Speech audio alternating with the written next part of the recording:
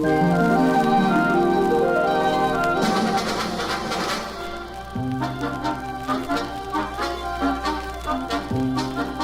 began in a railroad station in the Midwest.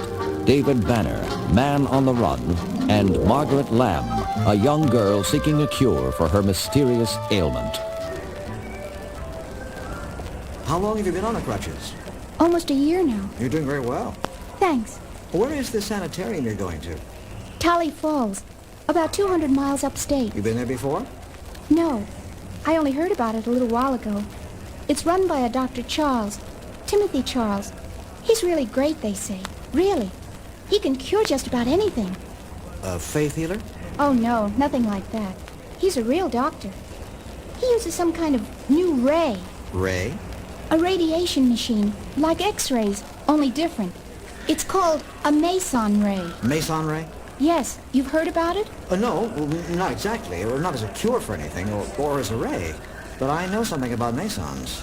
They're like X-rays, right? Well, yes and no. Mesons hardly exist, or exist only for a short time in a cyclotron. I never heard of a Meson ray, but that's what this Dr. Charles uses? Yes. They say he can cure almost anything. Cancer, arthritis, anything. Look, here's some literature on it. Testimonials? Isn't it marvelous? Yes. Yes. Isn't it? Train number 141 now leaving at track 16 for Lawrence, Barnesville, Tully Falls, Aversham, Leadville. There's my train. Well, let me help you. I can do it all right. Yes, you're handling the crutches very well. The other doctors you've been to, Maggie. Oh, they all say the same thing. What? Nothing, Mr. Benson. Really nothing. I got so tired of them. So tired. They gave up? Pretty much. Well, here's the gate. It was nice meeting you, Mr. Benson. And thanks for the coffee. I'll buy you another. And breakfast on the train. Oh? You're going on the same train? Yes, didn't I tell you? How far? To Tully Falls. And Dr. Timothy Charles.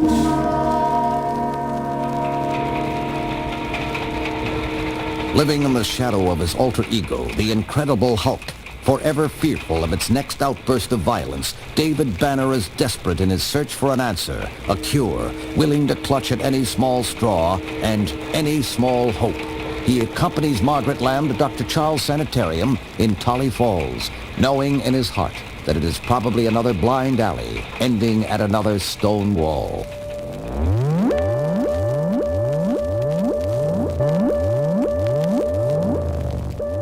All right, Mr. Benson. That about does it for today. You can get up. These treatments are pretty short, aren't they? The Meson ray is a highly concentrated form of energy, Mr. Benson. It only requires a very brief exposure. Well, the Meson itself only exists for a split second. Yes, that's right. I want you to take these pills, Mr. Benson. One before each meal and one at bedtime. Cora, Yes, Doctor.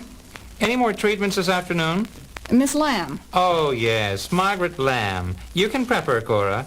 Yes, Doctor. You have something on your mind, Mr. Banner? A question? It's about Maggie Lamb. We came up on the train together. A lovely girl. Have you diagnosed her condition, Doctor? Yes, of course. Why?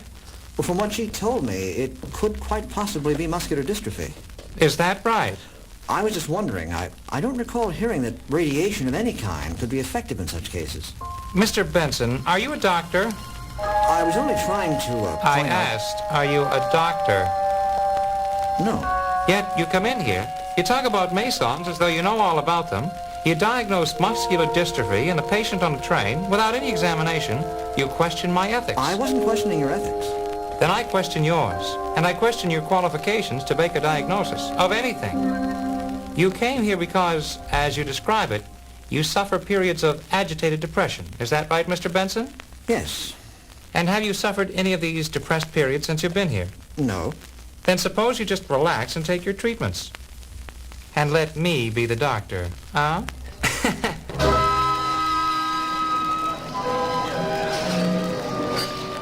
Did you have a treatment today, Mr. Benson? Yes. And you, Maggie? That machine is really weird, isn't it? I'd say that. But I feel so much better already. I know it will work. I just know it. Maggie, sometimes we can let hope run too far ahead of us. I'll be walking again soon. Dr. Charles thinks so, and his nurse, Cora Howard, says she's seen cases like mine that cleared up within weeks. Just weeks. You really believe, don't you, Maggie? I know this is the place, Mr. Benson. I just know it this time. I can feel it. Realizing that the pills Charles has given him are drugs designed to keep his mind and senses dulled, David Banner puts them aside and spends his nights thinking of Maggie Lamb and her hopes of walking, thinking of the other patients and their dreams of a cure, and his own. Rising from his bed, he makes his way down the stairs to Timothy Charles' laboratory, determined to get at the truth of the Meson Ray machine. Approaching the laboratory, Banner hears voices. He listens closely. What about McGurry? He says he can't afford much more. One more treatment, then out. Right. This Benson, he concerns me. I'm not sure of his ability to pay. Just as well. He's a snoop anyway. One more dose of the old razzmatazz and he's cured. Keep talking, Cora. I think we've got company. Amazing how that machine cures people. There's Maggie Lamb. We've got a good one there. Oh? The family's loaded. They've sent her every place. Money's no object. It is for us. What do you think's wrong with her anyway? How should I know? I'm not a doctor. Good evening, Mr. Benson. Dr. Benson. I might have suspected. Come in, Dr. Benson. Come in and sit down. Cora and I were having tea. Would you like some tea? Why not? Some tea for Dr. Benson, Cora. Coming up. And what diagnosis have you arrived at tonight, Dr. Benson? The Meson Ray machine, for one. Oh? And what conclusions have you come to? That it's a simple ultraviolet ray machine, which can be dangerous in itself. True. Any kind of radiation in large quantities can be dangerous. And that it's combined with diathermy. A lot of phony lighting effects and crazy sounds. In short, you're calling me a quack. Exactly. Here's your tea. Thanks. Tell me, Dr. Benson, are you from the Ethical Practices Committee? No, I actually came here out of hope. To cure your depression? Yes. And what do I find?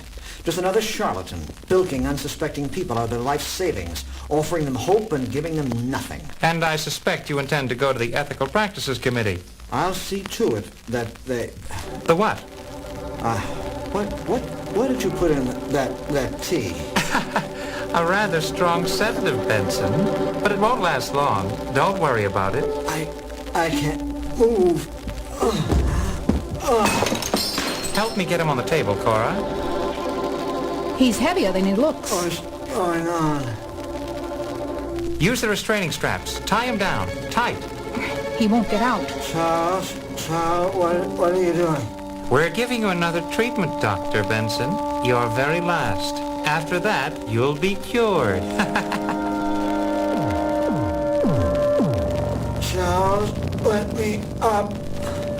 Dr. Benson, you're awake? What are you doing? As you said before, ultraviolet radiation can be dangerous in large doses. It can burn a man to a crisp, can't it? You're not going to. This will be your last treatment, Dr. Benson. Your very last. After this, you'll never feel pain again. Any kind of pain. You're insane.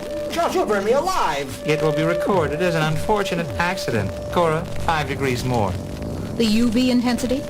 And the heat intensity. Charles, don't. Why not, Dr. Benson? All in the cause of science, huh?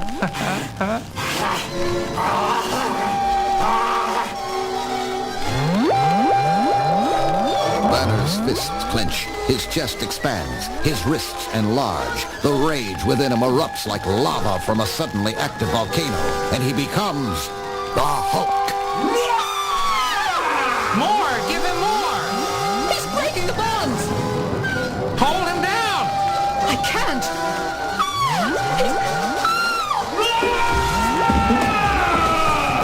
Keep him away from that machine! It's hot! Benson! Benson! What are you? Who are you? Ah!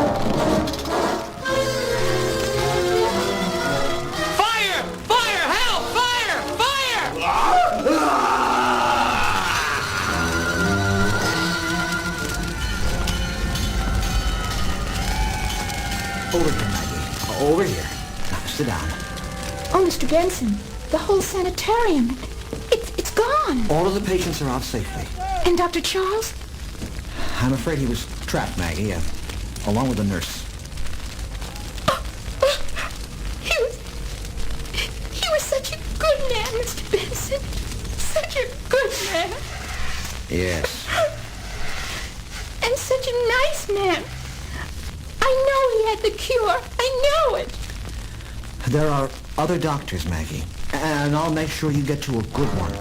I promise you that. I promise it.